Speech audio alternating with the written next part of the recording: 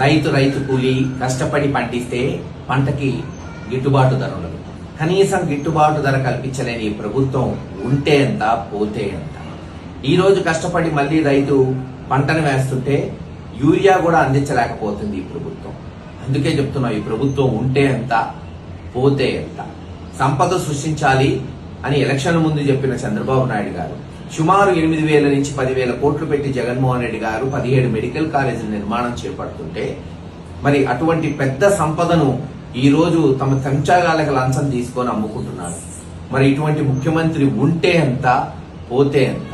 ఇటువంటి అనేక కారణాలు, మరీ ముఖ్యంగా రైతుల పక్షాన నిలబడి వాళ్ళ గలం వినిపించడానికే రేపు 11 గంటలకు జగన్మోహన్ రెడ్డి గారి ఆదేశాల మేరకు గురజాల వైఎస్ఆర్సీపీ పార్టీ ఆఫీస్ నుంచి కథం తొక్కుతూ పోయి ఆర్డీఓ ఆఫీసులో మరి నిరసన కార్యక్రమం తెలియచేస్తూ ఆయనకి అర్జీ ఇచ్చి రైతుల పక్షాన నిలబడాల్సిందిగా ఈ రోజున గురజాల పల్నాడు ప్రాంత వైఎస్ఆర్సీపీ నాయకుల్ని కార్యకర్తల్ని కోరుకుంటున్నాం. రేపు హెచ్చుగా తరలిరండి.